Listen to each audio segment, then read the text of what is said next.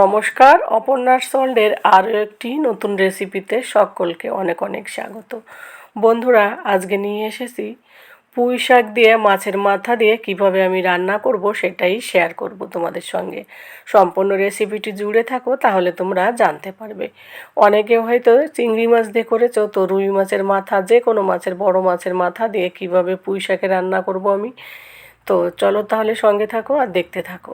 এদিকে দেখো, দুটো পরিমাণ মতো আলু কেটে রেখে দিয়েছি, আর ওইদিকে পুঁই শাক ধুয়ে রেখেছি, আর একটা মাছের মাথা আর একটা পেটির মাছ রেখেছি। কেন কি, ওই মাছটা অপশনাল, দিতেও পারো না দিতে পারো। আমার কাছে ফ্রিজে ছিল এক্সট্রা একটা মাছ, তো ভাবলাম মাছটা শুধু শুধু একটা মাছ থাকবে ফ্রিজে, তাই আমি মাছটা, ওই মাছের পিসটাও দিয়ে দিয়েছি। দিয়ে এটাকে দেখো ফ্রাই করবো এবার। এই যে মাছটাকে, এটা তোমরা নাও দিতে পারো। আমার মেইন হচ্ছে পুঁই শাকের এই রেসিপিটা করবো হচ্ছে মাছের মাথা দিয়ে, তো ওই মাছটা এক্সট্রা ছিল তাই আমি দিয়ে দিলাম।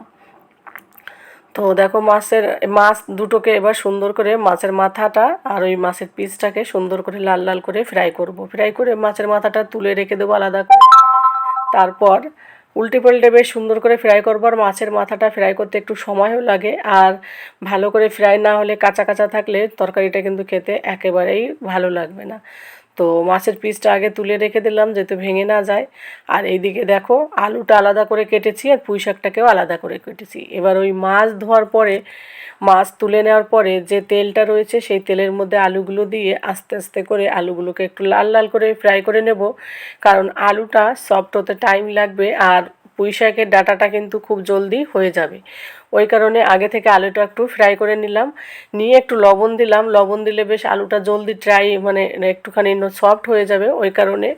তো দেখো, ভালো করে লবণটা দিয়ে মিশে দিলাম, দিয়ে এবার কিছুক্ষণ আলুটাকে আমি ফ্রাই করে নেব,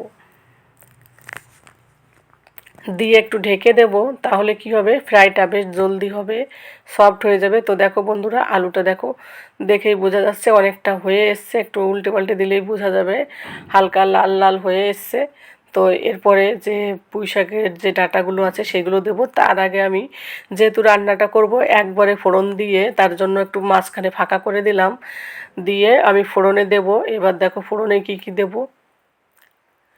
ফোড়নে দিলাম, এই দেখো, সামান্য জিরে, সামান্য জিরে দিলাম ফোড়নে। এরপর দেব, সবার ঘরেই কম বেশি থাকে রাঁধুনি। শাকে কিন্তু রাঁধুনি ফোড়ন দিলে বেশ ভালোই লাগে, রাঁধুনি, কালো জিরে এগুলো। তো জিরে আর হচ্ছে রাঁধুনি ফোড়ন দিলাম। ফোড়ন দেওয়ার পরে কিছু রসুনের কোয়াকে আমি থেতো করে নিয়েছি, আর এই রসুনের থেতো করে দিলে রসুন থেকে একটা বেশ ভালো গন্ধ ছড়ায়, বেশ ভালো লাগে। আর শাক পাতা রসুন দিলে কিন্তু খেতে শাকের রান্নাটা, রেসিপিটা আরও সুন্দর হয়। আর রসুন কিন্তু গোটা দিলে রসুনের সুন্দর অতটা মানে সেন্ট আর তো একটা গন্ধ আসে না, ওই কারণে এই রেসিপিটাতে রসুনটাকে আমি থেতো করে দিলাম। তো থেতো করে দিলে আর এই আলুর সঙ্গে রসুনটাও দেখো আস্তে আস্তে করে লাল লাল করে ফ্রাই করা হয়ে যাবে। আর রসুন ফ্রাই করতে খুব একটা সময় লাগে না। আর তোমরা যদি কেউ মাছ দিয়ে না খেতে পারো, চাও, তাহলে এই রসুন বেশি করে দিয়ে ফোড়ন দিয়েও কিন্তু পুঁই শাকের এই রেসিপিটা করতে পারো। তো দেখো, আমার ফোড়নটার আলুটা টোটাল ফ্রাই করার পরে আমি এবার পুঁই শাকের ডাঁটাগুলো আস্তে আস্তে করে দিয়ে দিচ্ছি। তো ডাঁটাগুলো এবার দিয়ে ভালো করে মিশিয়ে দেবো আলুর সঙ্গে ডাঁটাকে। আর এই পুঁই শাকের ডাঁটা খেতেও কিন্তু বেশ সুন্দর লাগে। পুঁই শাকের এই শাকের সাথে যে ডাঁটাগুলো থাকে, কচি কচি ডাঁটাগুলো, ভালো লাগে খেতে।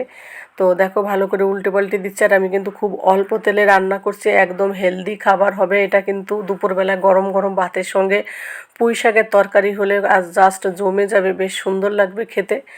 তো এবার আমি আবার একটু লবণ দিলাম, যেহেতু আলুতে দিয়েছি পুঁই শাকের ডাঁটার জন্য, আর একটুখানি লবণ দিলাম, আর হলুদ দিলাম, দিয়ে এগুলোকে সুন্দর করে মিশিয়ে দেবো। আর একটু মাছের মাথাটাও দিলাম, এই কারণে মাছের মাথার ভিতরে যদি কোনো কিছু কাঁচা থাকে তাহলে সেটাও ফ্রাই হয়ে যাবে। আর মাছের মাথাটাকে কিন্তু আমি এই খুন্তি দিয়ে আস্তে আস্তে করে ভেঙে দেব। কি হয় বলো তো, ভেঙে দিলে মাছের যে মাথা, যে টেস্টটা, সেটাই তরকারির মধ্যে চলে যায়, আর তরকারিটা খেতেও কিন্তু খুব সুন্দর হয়। অনেকে ভয় পায় যারা কাটা খায় না, তাদের ভয় লাগে আর কি মাছের কাঁটা যদি ফুটে যায়, কিন্তু এই মাছের মাথার কাঁটাটা যেহেতু অনেক বড় বড়, খাওয়ার সময় কিন্তু হাত দিয়ে ফেলে দিলে হবে, ওই কারণে মাছের মাথাটা সেইভাবে ভেঙে দিয়েছি। আর এই ভেঙে দেওয়ার কারণেই কিন্তু এই পুঁই শাকের তরকারিটা অসাধারণ অসাধারণ টেস্ট হয় বন্ধুরা। বিশ্বাস না করলে একবার তোমরা ট্রাই করে দেখতে পারো আমার এই রেসিপিটা। এবার এই ডাঁটা আর আলুটা আর একটু ফ্রাই করে এর মধ্যে আমি 1 চামচ জিরে দেবো, আর কোনো মশলা দেবো না। তো একেবারে হেলদি সবজি হবে, কোনো মশলা ছাড়া সবজি খাওয়াটা কিন্তু আমাদের শরীরের পক্ষেও বেশ ভালো। তো একটা পুঁই শাকের হেলদি রেসিপি, আশা করি তোমাদের ভালো লাগবে। তোমরা যারা কোনো দিন এইভাবে পুঁই শাক খাওনি তারা অবশ্যই একবার ট্রাই করে দেখতে পারো।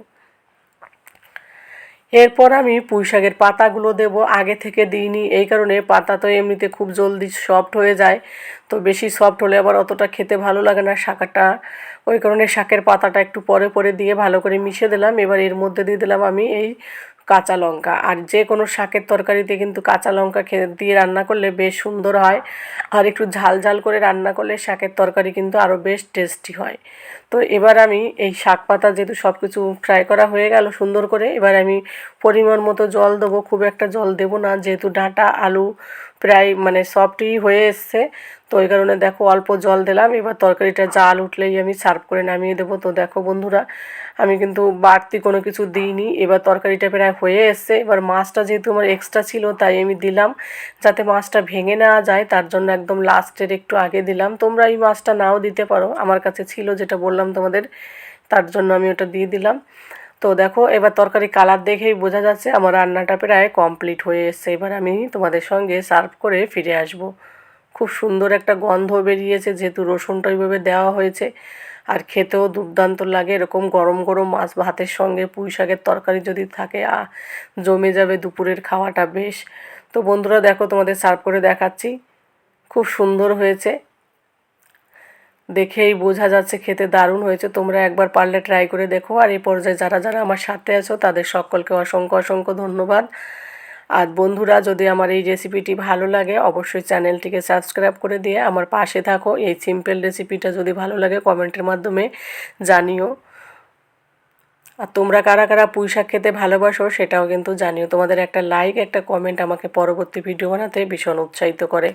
আর নতুন বন্ধুরা যদি প্রথমবার রেসিপিটি দেখো, যদি ভালো লাগে চ্যানেলটিকে সাবস্ক্রাইব করে দিয়ে আমার পাশে থেকো, আর পাশে থাকা বেল আইকনটি প্রেস করে দিও, তাহলে প্রতিদিন যে ভিডিওগুলো দেবো সেগুলো সবার আগে তোমাদের কাছে পৌঁছে যাবে। তো বন্ধুরা দেখো কত সুন্দর এসেছে কালারটা, আর খেতেও খুব সুন্দর হয়েছে। আমি কিন্তু এখানে কোনো শুকনো লঙ্কা, তারপর কাশ্মীরি লঙ্কার গুঁড়ো এইসব কোনো কিছুই ব্যবহার করিনি।